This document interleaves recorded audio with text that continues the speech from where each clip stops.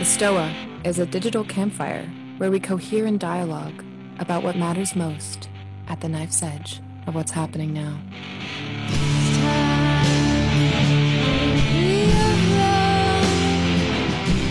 Hey, Teddy. I can hear you, Peter. Yeah, just.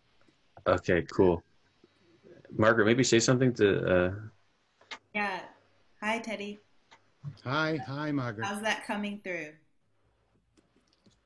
Faintly, but it's beautiful. All right, It's a whole lot better than nothing. Okay. let's do this. Okay. Want to kickstart the intro so we can start fresh, Margaret? Sure. Okay. Hi, everyone. Thank you for being patient with our technical difficulties. Welcome to the Stoa. The Stoa is a place where we cohere in dialogue about what matters most at the knife's edge of this moment. And today we have with us Teddy Taptiklis. Teddy is the co-founder of the Human Methods Lab, an organization that's dedicated to building better ways of working together. He is also a principal researcher at the Between Us project, where he focuses on cultivating human differences as a generative resource. And he is also the creator of Entangled Bodies, an unfolding relational practice, which he is here to tell us about today. Welcome, Teddy. Thanks, Margaret. I caught a little bit of that, and it sounded really flattering. so Mission accomplished. So are you hearing me through Zoom or through my phone? We are hearing you through Zoom, loud and clear, crystal clear. We That's good. That's cool. Okay, so I just want to. I'm going to put the phone down because I get an echo. So you can hear me now? Yes. I'm going to start with a shout out to the Stoa. I think the idea of the Stoa that invites people to bring their practices and their different forms of work to a gathering is just such an amazing idea and such a generous idea. And I really appreciate what Peter and you, Margaret, are doing here. And while I've been preparing for this meeting, I've had a chance to, mosey around things on the Stoa, and the more I see, the more I enjoy. This particular engagement, this conversation, starts off with the idea of narcissism as a kind of siren call in our society, that we're at a point where there's a kind of deep tug towards the preoccupation with self that has a whole lot of historical reasons. And the term preoccupation with self is itself quite resonant, because preoccupation literally means filled up beforehand. In other words, when we are conscious of ourselves and our attention and our faculties are drawn towards our own performance and how we have to be in order to deal with the world, then this really dries up our capacity for paying attention to what's going on. We are literally preoccupied. And so many things, and the more I think about this, I see how much of our society, how many of our institutions exaggerate this preoccupation, the kind of CVization of the self. At its worst, we think about everything in relation to how it's going to look to a kind of imagined public. And this is a serious challenge when we have so many things that we have to deal with in the world. Unless we can begin to free ourselves with this preoccupation, we're in deep trouble. well, as we evidently are. So what I wanted to talk about today is some escapes, some ways of escaping from this narcissistic tug. And in a way, what I want to do is see my own work as gathering jigsaw pieces of understanding that try to make a pattern. And that jigsaw and that pattern isn't complete. And, you know, I'm just one person doing this, and we have examples of many others, for example, on the Stoa who are doing it. I listened to one Stoa conversation where Ria Beck was talking, and she described herself. Ria Beck would be in the Maori world a kuia, that is an elder and a wise aunt. But she described herself as just a girl from Flanders. And I thought I really liked that. And so my point is I'm just a boy from New Zealand, trying to figure some stuff out, hopefully with the rest of you. So here are some of the jigsaw puzzle pieces. One comes from Tyson Yunkaporta, who Peter mentioned in the introduction to this session. And Tyson has quite a lot of wisdom to impart, but I think for me, it distills down to one big piece of wisdom, which is that the cycles of nature that surround us and shape our world are bigger than us, much bigger than any human effort. And so our task is to work with those cycles, to understand them, to connect with them, to resonate with them. And this is a big, this is so different from the Enlightenment, which was an attempt to find ways for humans to be masters and possessors of nature. That's not the way. And, you know, Tyson, who speaks out of something between 60,000 and 1 million years of backstory, I think rightly points out the opposite.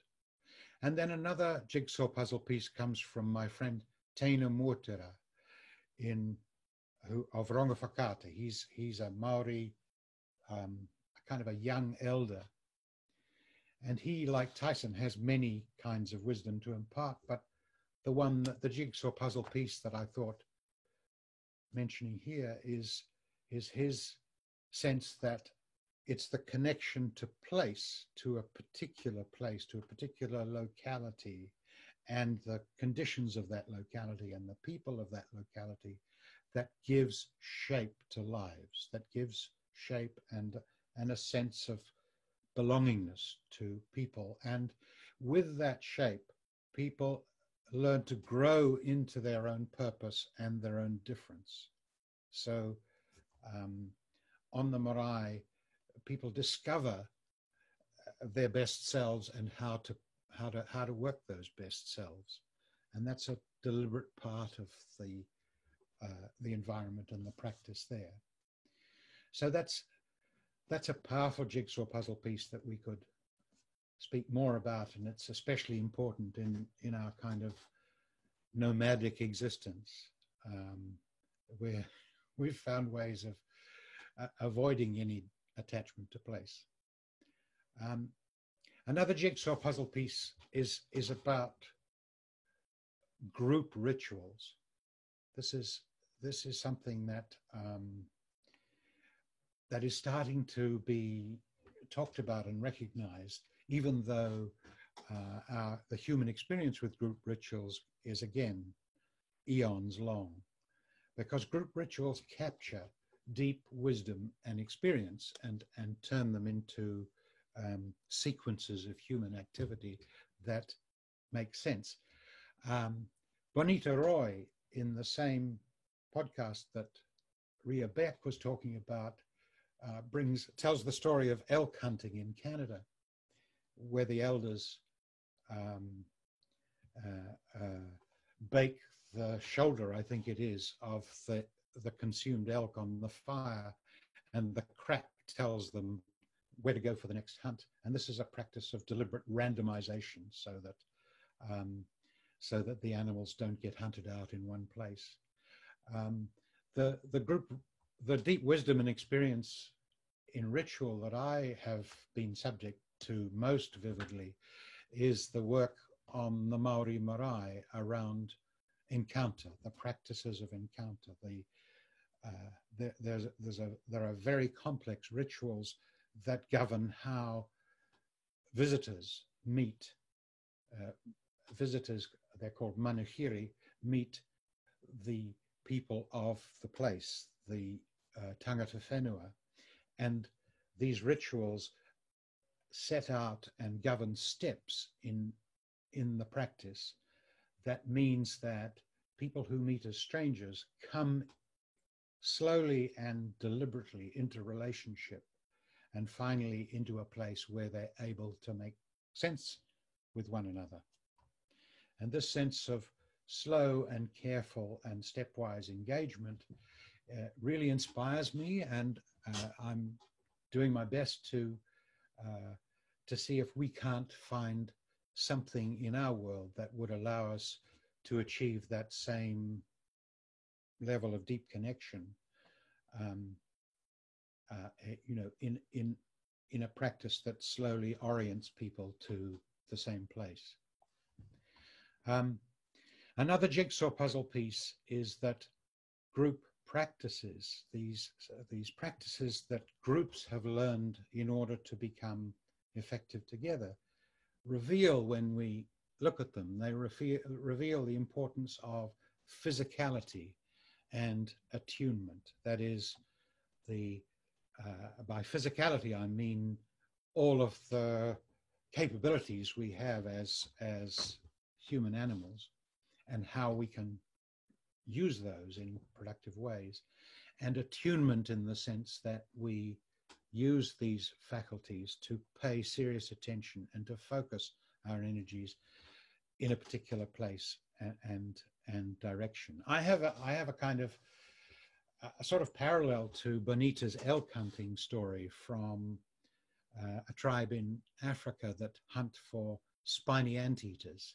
And spiny anteaters live in large burrows, earth burrows that are full of tunnels. And when the tribe tracks down a spiny anteater and in order to hunt it, they've evolved a practice where one person who's particularly physically adroit climbs into the anteater's nest and works their way through the tunnel, while the other members of the tribe listen very carefully at each moment from the outside. They send signals to the person inside to direct them where to go. So here we've got this really powerful sense of very, very careful listening and attunement that embraces a whole group of people in which they're all physically and mentally engaged. Another great example in our world is the rugby field. You know, the rugby field is I don't know how many of you follow rugby union. It's a national passion here in New Zealand, but at its highest level, it involves people in relationship to something that's happening at a very fast pace and is flowing very, very rapidly. But each person is conscious not only of the steps they need to take, but the capabilities of each of the people around them. So they're making physical responses from moment to moment, from second to second, about which move to make. And you know, as I say, in a really highly skilled team, this is an extremely adroit piece of work. The one that I suppose brought the possibilities most vividly home to me was spending time at a drama school here in New Zealand, where the teachers had learned to operate as a team. We had 3 or 4 teachers, and there would be like 150 students in the room, a big studio. And the work of the teachers was the teaching practice was to respond and work to the needs in the room. So the curriculum was the folk who were present and what was going on with them. And the job of the teachers was to pay attention sufficiently closely that they could make the moves that were necessary to invite the students to higher levels of capability and attunement. But what that meant in practice was that they had to divide their efforts so that, you know, one person was making an offer to the class and their 2 or 3 colleagues were busy reading the room and noticing the movement and where the attentiveness needed to go. How was the offer landing, and how did that landing need to be improved? How did it need to be made as best as possible for the work to be done? And that, for me, was an inspiring model of what I imagine we might evolve as group practice. The idea that we could be able to work together to the needs in the room, whatever the needs are, and be sufficiently attuned to each other to be constantly kind of passing signals from one to the other so that the work proceeds as effectively as possible and everyone is involved. You know, I'd be curious to figure out how to do that here in a medium like Zoom, but there's probably a few too many for me to do by myself, but several of us might succeed. So this recognition of rituals and practices makes me wonder, you know, can we make our own practices and rituals that capture our own wisdom and experience?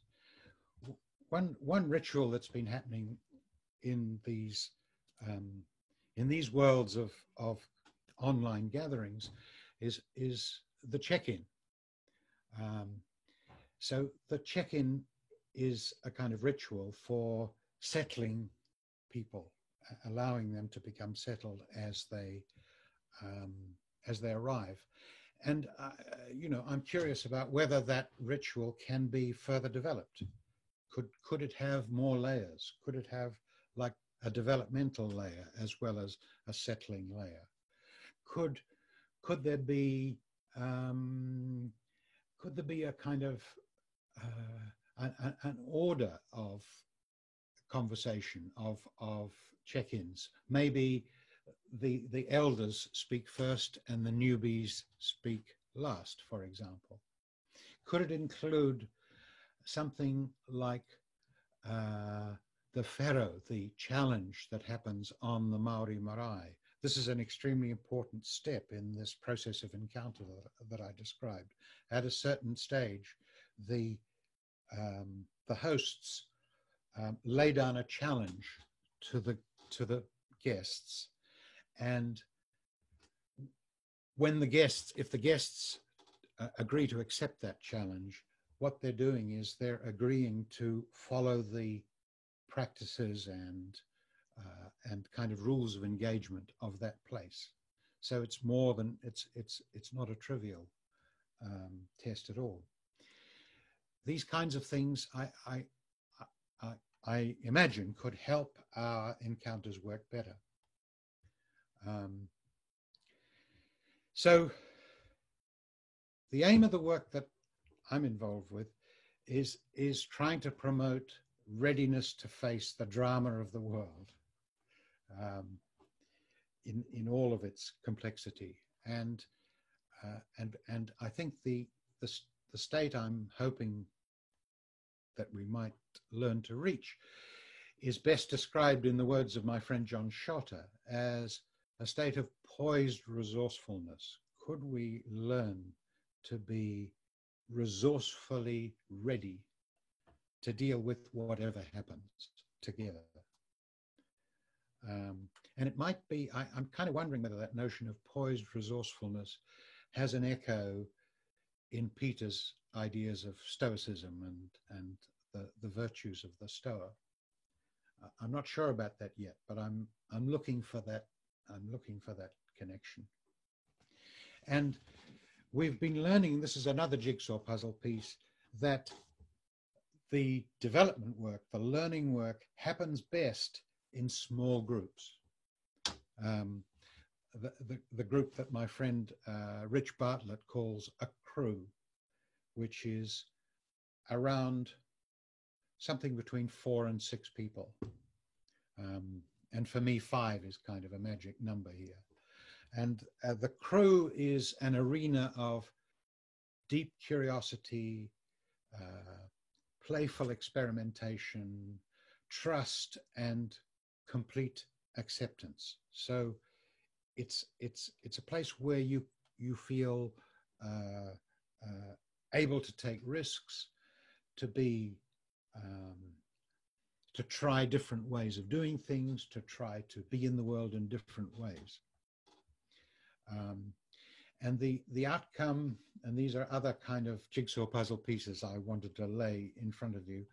The outcome is something that Mikhail Bakhtin, the Russian philologist, described as a unity of unmerged voices. This is what we're trying to achieve, is a unity in which the identity of each voice remains present and apparent. So that's quite different from, consensus, for example, or the more traditional ways of making decisions that we know. This is the idea that there's a kind of unity of purpose, but each person's own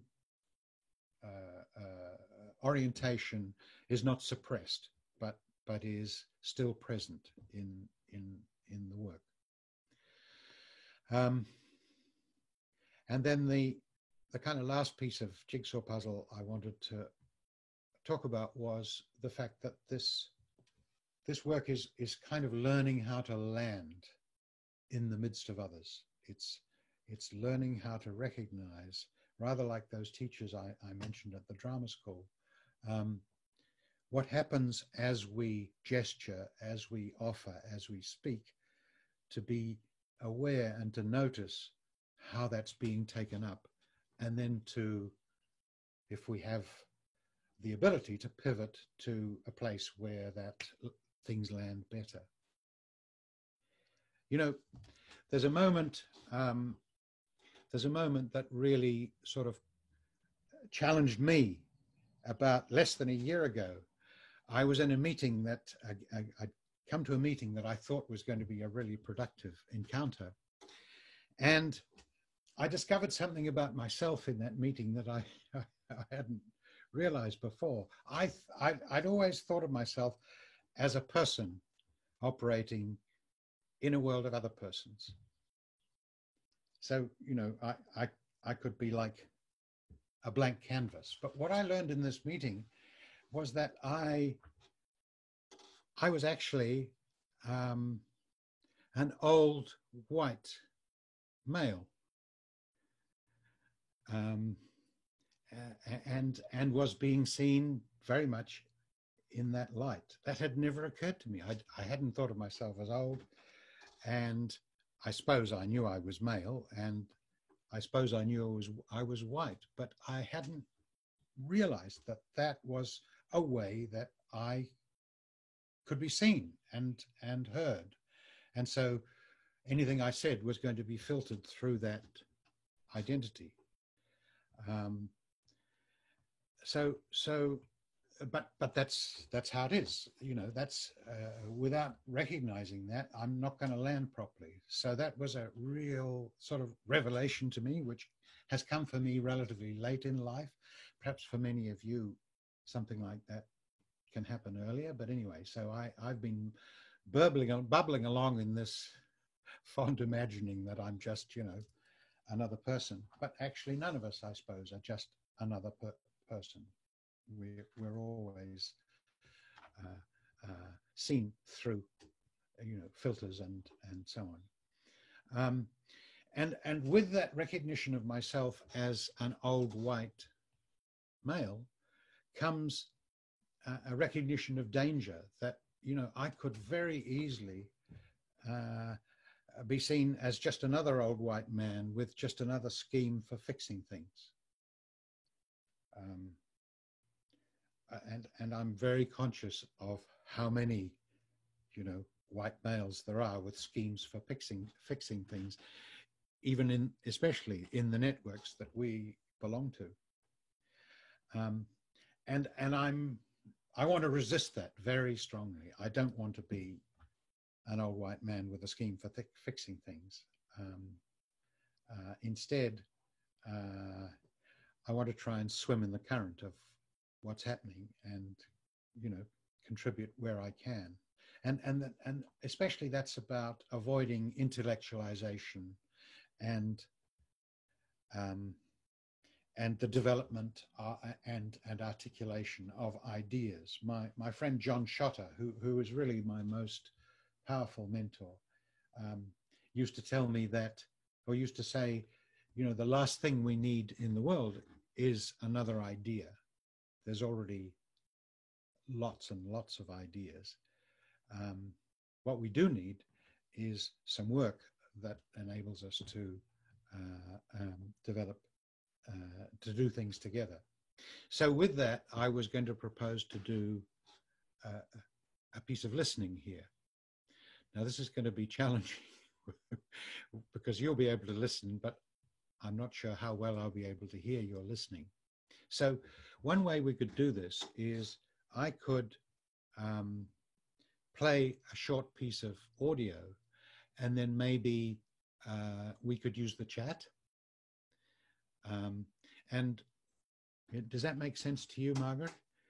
Yes. And what I wanted to do to make it a little bit manageable is just invite a sort of small group of people to do the responses, but then we can talk about them as a whole.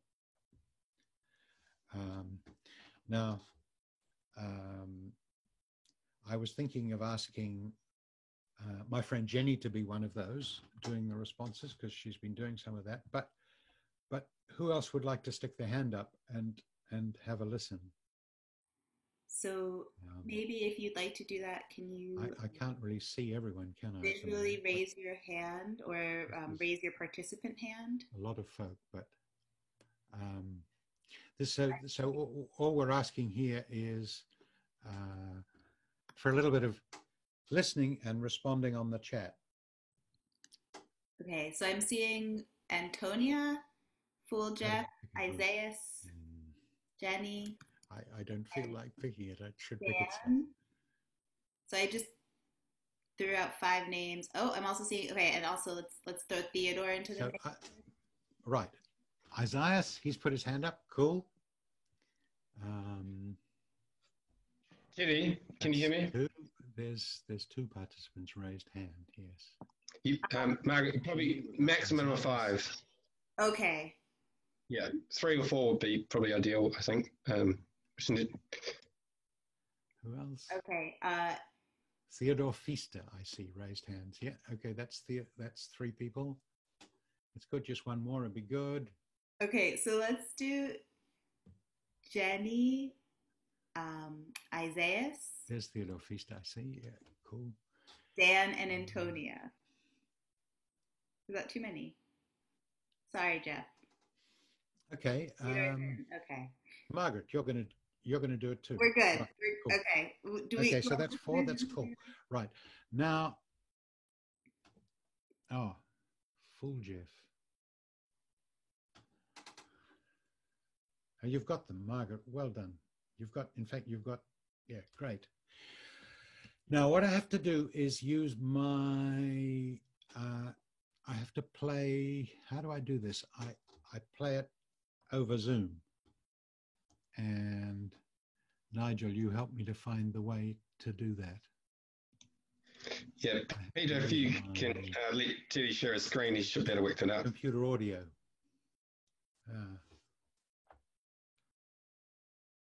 Is that going to work? Don't know. Okay, so what I'll do is I'll just play this anyway, and you can tell me whether you can hear it.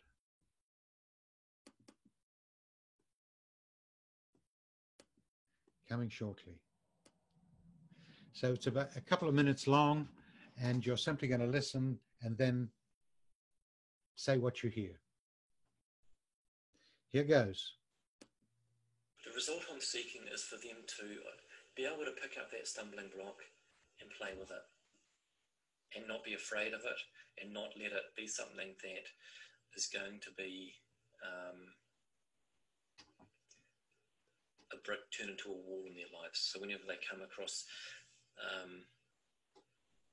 a situation that are similar to the ones that have caused that are present in the stumbling block, like it might be that when I was little, I was never heard.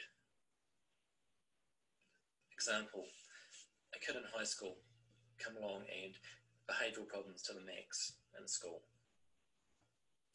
Hitting out, frustration, all of those things, and he would either freeze or run or hit out. They were his things. He would just be so intensely tied up inside that he was either cast and didn't want to move and he just shut down, or the frustration would build to a point where he needed to do something about it, or it'd be too much for him and he'd take himself off, but in a way that wasn't positive. I had a very limited amount of time with this boy because I only just found out about he was up for suspension and stuff. So I hauled him off and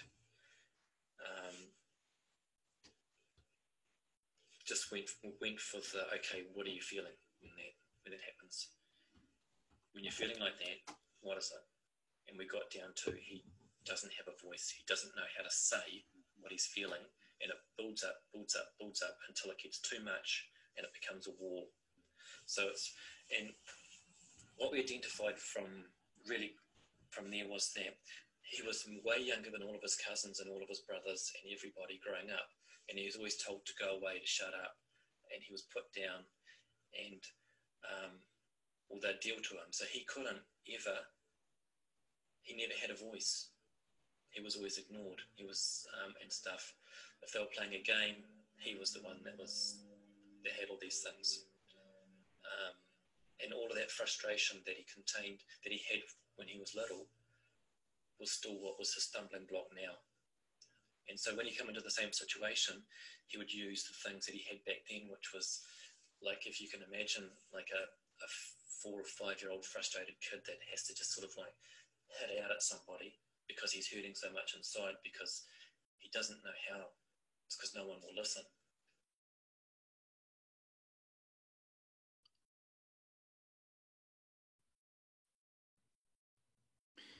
Okay, so if the 1, 2, 3, 4, 5, 6, 5 of you could simply on the chat write what came up for you most strongly in that piece.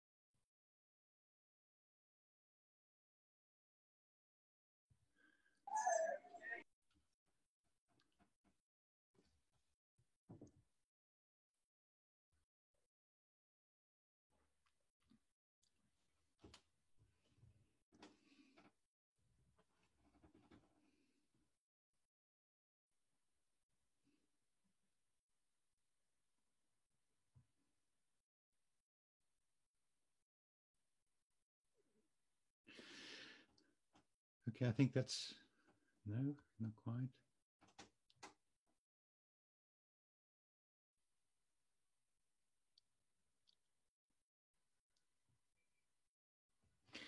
Okay, there's some interesting things there.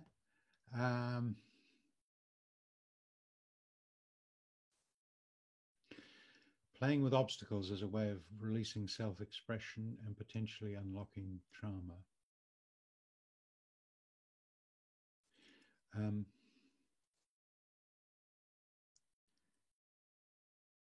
That's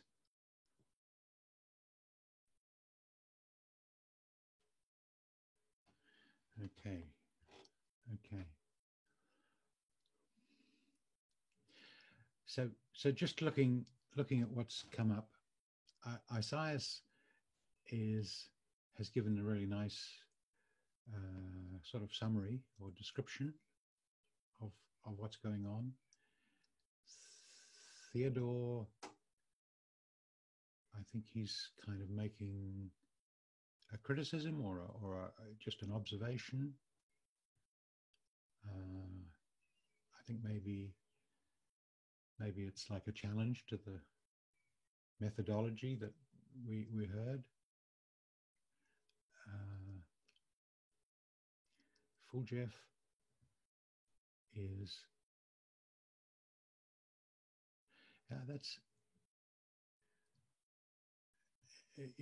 kind of drawing back from the details and comment. He's kind of generalizing, as I understand it. The drawing kind of a general lesson from the piece. Jenny's talking about the sound, really, of what she heard. Antonia is concentrating on the sort of the feeling of what's been heard, and Dan is describing it. Should I be talking on the phone as well? No, the phone's stopped anyway.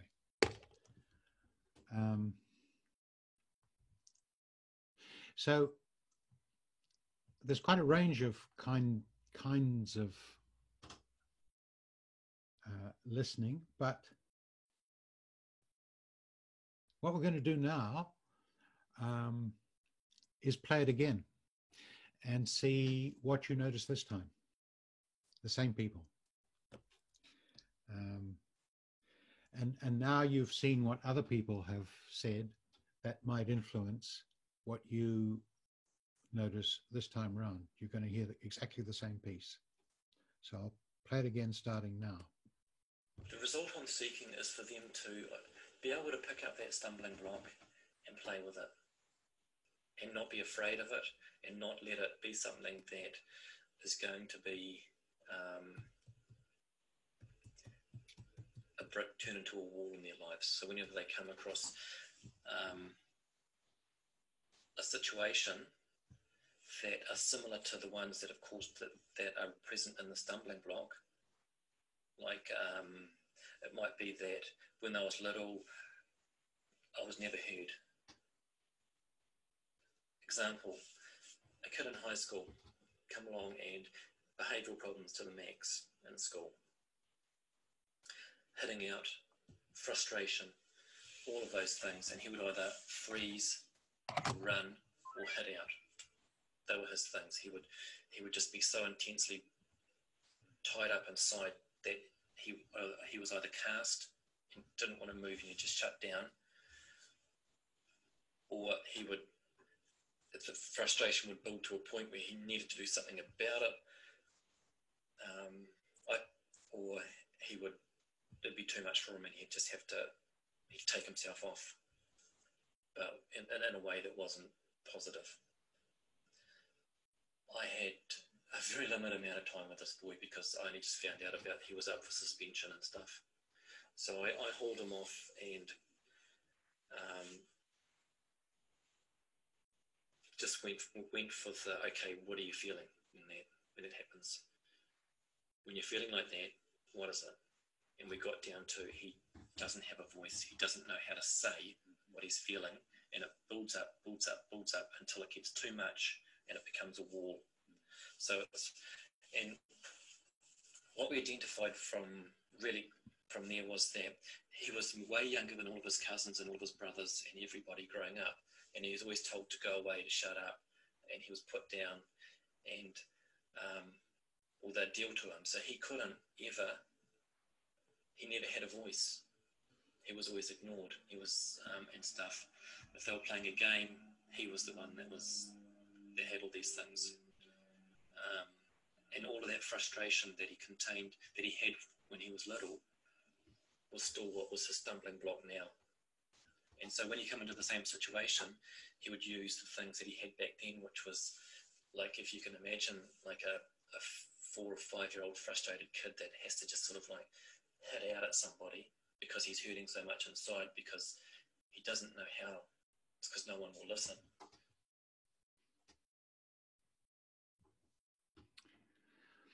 Okay, if you could just, and I'm going to try and listen. Hello? Yeah. So if you could now, the same group of people could perhaps write down, what did you hear that was different this time around?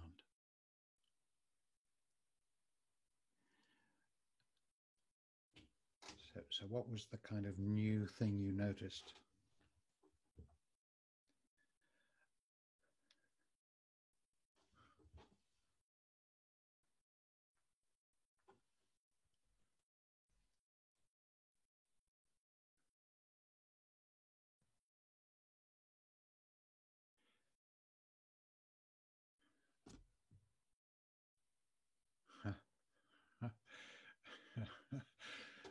Wow.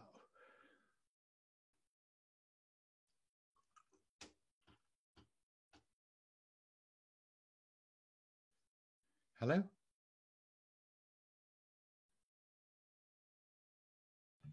Hello.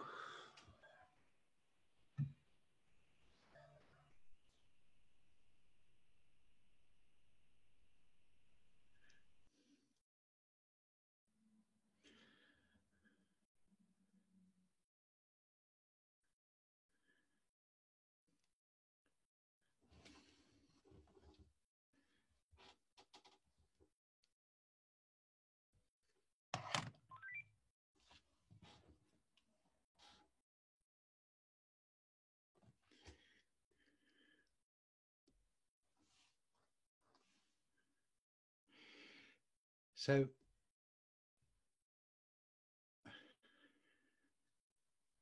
there's some quite dramatic shifts here.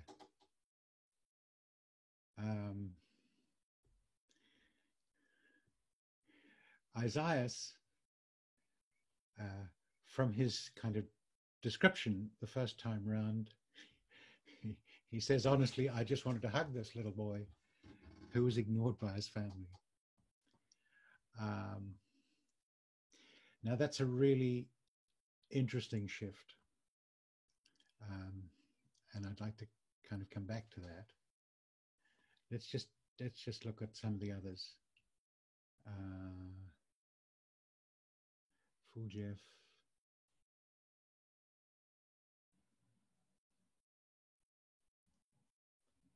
I see.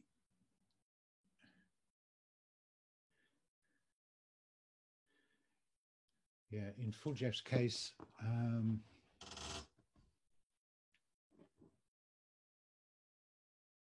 we've got another kind of lesson.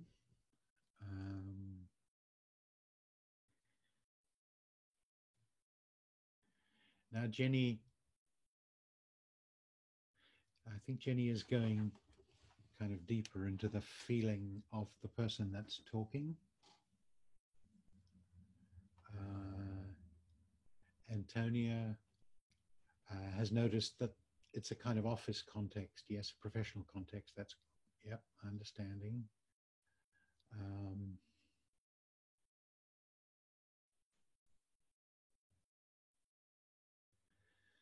Dan talks about the urgency, and Theodore says, I heard the hopes of the adult more than I had the trouble. The hopes of the adult. That's really interesting. Yeah, the hopes of the adult. So, one of the things I've learned is that it's possible, especially by repeated listening, to hear more than we normally hear when, in ordinary conversation, things kind of fly past us. But the reality is there's an enormous amount of richness in human communication, and to pay attention to it and use it takes some kind of training and learning, and this was a very kind of quick and simple example of this. Antonio talks about the speaker's intention.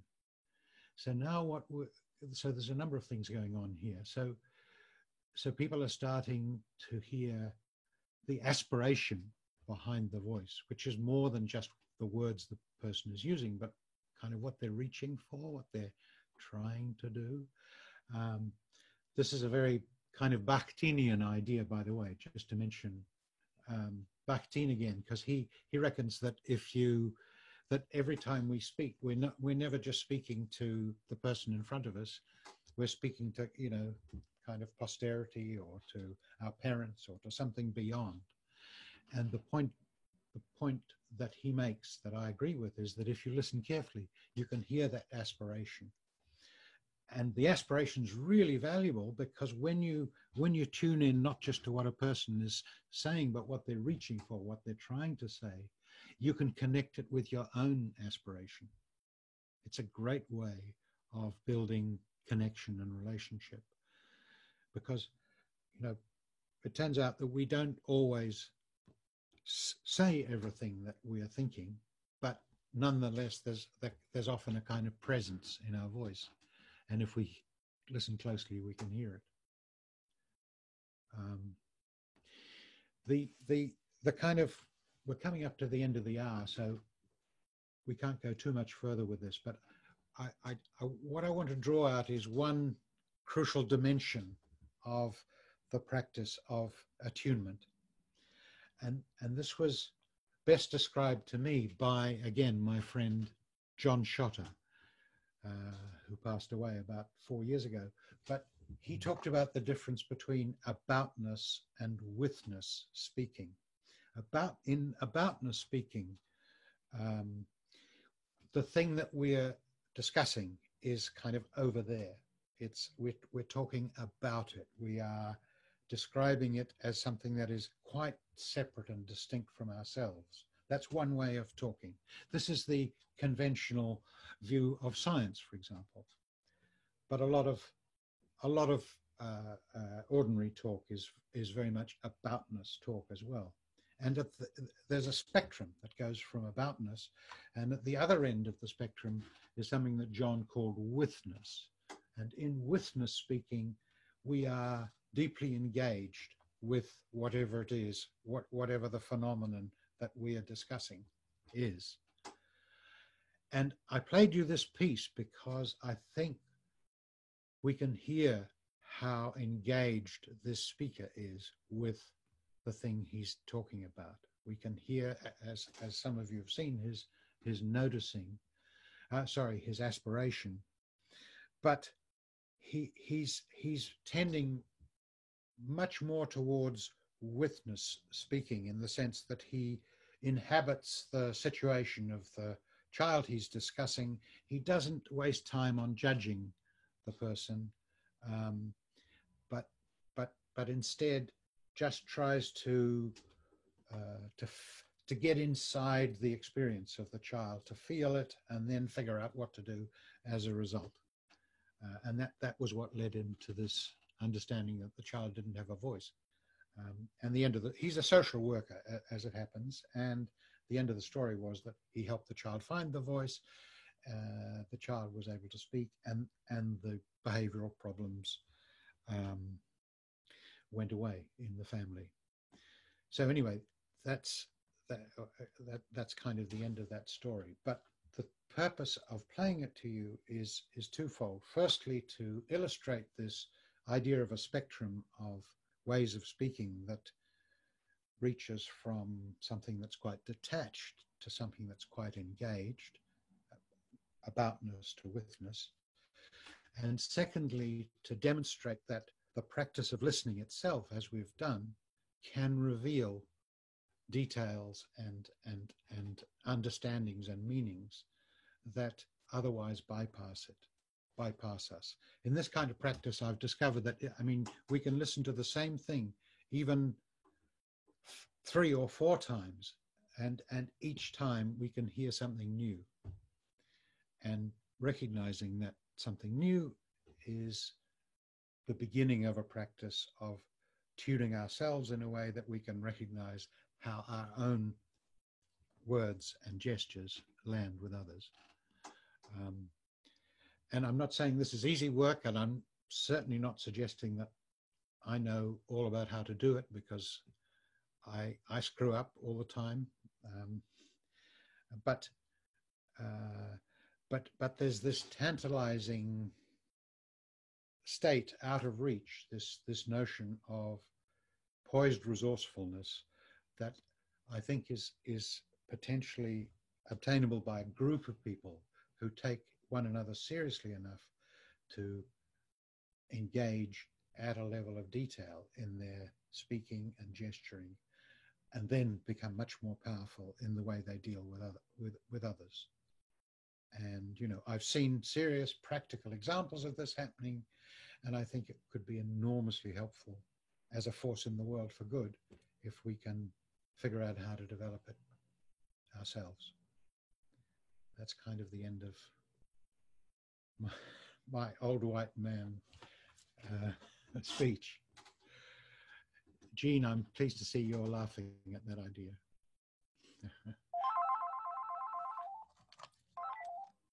Hello? Okay. Right, okay. Thank you, Teddy, for sharing and making the best of a less than ideal tech situation. There was still a lot of richness and, at least for me personally, that came out of listening to you share about your jigsaw pieces and the inspirations and hopes that have cultivated developing this practice. I feel hopeful that people here will have another opportunity to experience it in its full glory, as I know when Peter and I participated in a round of it with you, it was really, the richness was unexpected of just how deep the rabbit hole goes of the possibilities and self-learning and skills that can be developed through this. So thank you very much for taking the time to share with us. I have to say it was a pretty weird experience, not being able to hear you all, but I hope maybe we could do something where that's possible. I thank you all for coming. There was one question in the chat around how can people follow up with this practice? Yeah, well, this is absolutely, this is a big experiment that we're developing. We have a website called between-us.net, where we set out the bones of the experiment. And we're really inviting people to join in. We're looking to conduct workshops with people still on a kind of voluntary basis, because we're still building the practice. Peter and Margaret were kind enough to join a 4-session workshop that we just concluded, and I think we did some good stuff, but we learned there's more to do. Yeah. And next time round it's going to be better. Yeah, well, we'd love to have you back, and there's always an opportunity to test things out here at the STOA. I know there's lots of interested people who would be willing guinea pigs in the experimentation. Yeah.